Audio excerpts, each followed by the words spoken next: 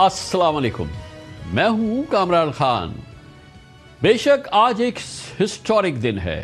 آج prime minister Shahbaz شریف کی صبح 2:15 پاکستان ٹائم پر منظر عام پر آنے والی ایکس پوسٹ کے ذریعے پوری دنیا کو پتا چلا کہ امریکہ اور ایران کی 50 سالہ دشمنی کا اختتام ہونا چاہتا ہے اور دونوں ملکوں کے درمیان ایک پیس ڈیل طے ہو گئی ہے۔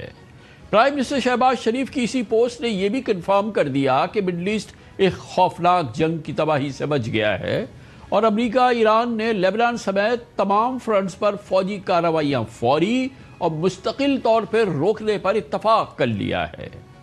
پرائم منسٹر شہباز شریف نے یہ بھی دنیا کو بتایا کہ اسی پیس ایکارڈ پر 19 جون کو پاکستان کی میزبانی میں جنیوا میں دستخط ہوں گے۔ آج دنیا نے امن کا ایک تاریخی سنگ میل عبور کیا ہے۔ جنگ کی تاریک رات کے بعد الحمدللہ امن کا سورج طلوع ہو گیا ہے۔ اس تاریخی معاہدے کی باضابطہ تقریب انشاءاللہ جمعۃ المبارک 19 جون کو جنیوا میں ہوگی اور اس تقریب کی میزبانی اللہ کے فضل و کرم سے پاکستان کی ہوگی۔ پرائم منسٹر شہباز شریف کی پوسٹ کے صرف 15 منٹ بعد پریزیڈنٹ ٹرمپ نے بھی معاہدے کی تصدیق کرتے ہوئے کہا کہ ایران کے ساتھ ڈیل مکمل ہو چکی ہے۔ پریزیڈنٹ ٹرمپ نے اسٹریٹ آف ہارموز کو کھولنے اور امریکی نیول بلاکیڈ فوری طور پر ختم کرنے کی اجازت دینے کا بھی اعلان کیا۔ پریزیڈنٹ ٹرمپ کے مطابق معاہدے پر باضابطہ دستخط جمعے کے روز ہوں گے۔ ٹرمپ کی اس پوسٹ کے چند گھنٹوں بعد اس پیس ایکارڈ پر ایران نے مہر تصدیق ثبت کر دی جب ایران کی سپریم نیشنل سیکورٹی کونسل کا بیان آیا جس میں تصدیق کی گئی کہ تہران اور واشنگٹن جنگ کے خاتمے سے متعلق ایک MOU کے معاہدے کے متن کو حتمی شکل دے چکے ہیں۔ ایرانی اسٹیٹمنٹ میں یہ بھی واضح طور پر کہا گیا کہ یہ اسلام آباد معاہدہ مذاکرات کا نتیجہ ہے اور اسی لیے اسے ایران نے اسلام آباد میمورنڈم آف انڈرسٹینڈنگ کا نام دیا ہے۔ ایران نے اپنے بیان میں پاکستان اور قطر کی ثالثی کوششوں کو بھی سراہا۔ اس کے ساتھ ہی پرائم منسٹر شہباز شریف کے بیان کو کنفرم کیا کہ اسلام آباد MOU پر دستخط جمعے کو جنیوا میں ہوں گے۔ پوری دنیا اس پیش رفت پہ جھوم اٹھی۔ گلوبل لیڈرشپ اس ڈیولپمنٹ کا خیر مقدم کر رہی ہے۔ کئی ملکوں نے اسے ریجن میں استحکام اور جنگ کے خاتمے کی جانب ایک بہت ہی سگنیفیکنٹ سٹیپ قرار دیا ہے۔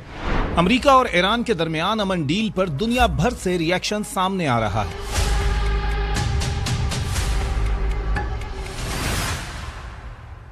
قطر نے اس ڈیولپمنٹ کا خیر مقدم کیا ہے اور خاص طور پر پاکستان سمیت تمام میڈیٹر کنٹریز کے کردار کو سراہا ہے۔ سعودی عرب نے پاکستان اور قطر کی جانب سے کی جانے والی ثالثی کوششوں کی تعریف کی اور ان کوششوں پر امریکہ اور ایران کے رد عمل کو بھی سراہا جنہوں نے اس معاہدے کے حصول میں اہم کردار ادا کیا۔ متحدہ عرب امارات نے نہ صرف صدر ٹرمپ کی قیادت میں ہونے والی سفارتی کوششوں کی تعریف کی جنہوں نے اس معاہدے تک پہنچنے میں اہم کردار ادا کیا، بلکہ ان تمام متعلقہ ممالک اور فریقین کے کردار کو بھی تسلیم کیا جو ان کوششوں کی حمایت میں شامل رہے۔ کویت نے بھی امریکہ اور ایران کے درمیان ہونے والے معاہدے کو انتہائی خوشائن قرار دیتے ہوئے کہا ہے کہ یہ خطے میں استحکام کی طرف ایک اہم قدم ہے۔ چین نے امریکہ اور ایران کے درمیان اس پیش رفت کا خیر مقدم کیا ہے اور پاکستان کی ثالثی کوششوں کو سراہتے ہوئے امید ظاہر کی ہے کہ یہ معاہدہ طے شدہ شیڈول کے مطابق ہوگا اور تمام فریقین امن برقرار رکھیں گے۔ اقوام متحدہ کے سیکریٹری جنرل انتونیو گوتریس نے اس معاہدے کی دلی تعریف کرتے ہوئے پاکستان، ترکیہ اور سعودی عرب سمیت 40 ممالک کے کردار کو سراہا۔ ان کے مطابق یہ پیش رفت کانفلکٹ کے پرامن حل کی طرف ایک اہم قدم ہے۔ برطانیہ نے بھی اس معاہدے کا خیر مقدم کیا۔ برطانوی وزیر اعظم کیئر سٹارمر کے مطابق پاکستان اور قطر سمیت دیگر 40 ممالک نے اس معاہدے کو ممکن بنانے میں کردار ادا کیا ہے۔ ان کا کہنا تھا کہ برطانیہ طویل عرصے سے کشیدگی میں کمی کا مطالبہ کر رہا تھا اور یہ پیش رفت اسی سمت میں اہم قدم ہے۔ یورپی یونین نے اس معاہدے کو ممکنہ بریک تھرو قرار دیا ہے۔ یورپین فارن پالیسی چیف کے مطابق اب اگلے مرحلے میں اس عمل کو آگے بڑھانے پر غور کیا جائے گا۔ فرانس نے اس موقع پر اسٹریٹ آف ہارموز کو فوری اور غیر مشروط طور پر کھولنے پر زور دیا ہے۔ فرانس کے صدر ایمینوئل میکرون کے مطابق میری ٹائم ٹریفک کی بحالی گلوبل اکانومی اور ریجنل اسٹیبلٹی کے لیے ضروری ہے۔ ترکیہ نے بھی اس معاہدے کو خطے میں امن و استحکام کے لیے اہم ڈیولپمنٹ قرار دیا ہے۔ ترک صدر رجب طیب اردگان کے مطابق وہ اس معاہدے کو ویلکم کرتے ہیں اور اسے اطمینان بخش پیش رفت سمجھتے ہیں۔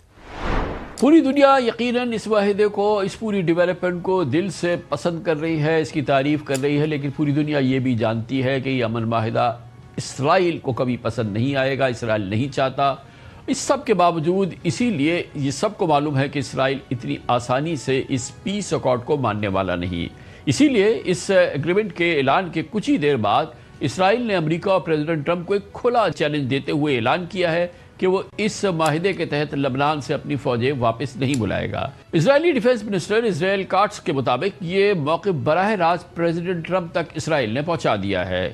ان کا کہنا تھا کہ پرائم منسٹر نیتن یاہو بھی اسرائیل کا موقف ٹرمپ کے سامنے رکھ رہے ہیں، اور کل نیتن یاہو نے خود امریکی وزیر دفاع پیٹ ہیگسیت کو فون کر کے یہی میسج دیا ہے۔ مگر بہرحال آج صبح امن معاہدے کے باقاعدہ اعلان کے بعد سے اسرائیل کے لبنان پر تازہ ترین حملوں کی کوئی خبر نہیں آئی ہے۔ ایک اور معاملہ جس پر ابھی کلیئرٹی آنا باقی ہے وہ اسٹریٹ آف ہورموز کے حوالے سے ہے۔ پریزیڈنٹ ٹرمپ کا کہنا ہے کہ معاہدے کے بعد اسٹریٹ آف ہورموز جنگ سے پہلے کی طرح ٹول فری ہو جائے گا، لیکن ایران نے یہ کہے بغیر کہ ایران ٹول لیتا رہے گا، یہ کہا کہ اسٹریٹ آف ہورموز سے میری ٹائم ٹریفک کے اصول ایران اور عمان طے کریں گے، کوئی تیسرا فریق اس بارے میں فیصلہ نہیں کر سکتا۔ اس کے علاوہ بظاہر ایران کے فروزن فنڈز کا معاملہ بھی ابھی تھوڑا سا ایمبیگوس ہے۔ Well, we already signed the deal digitally yesterday, and there's been no money released, and that won't change. Again, this is a performance-based thing.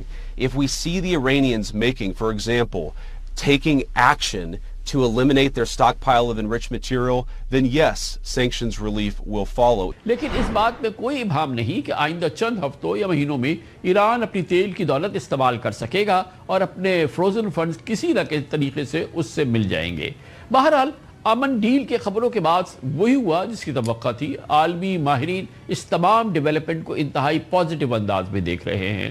Markets اس معاہدے کے دور رس افادیت پہ مارکیٹس کو کوئی شک نہیں ہے، اسی لیے اس ایکارڈ کی خبر نے گلوبل مارکیٹس پر بہت پازیٹیو اثر ڈالا ہے۔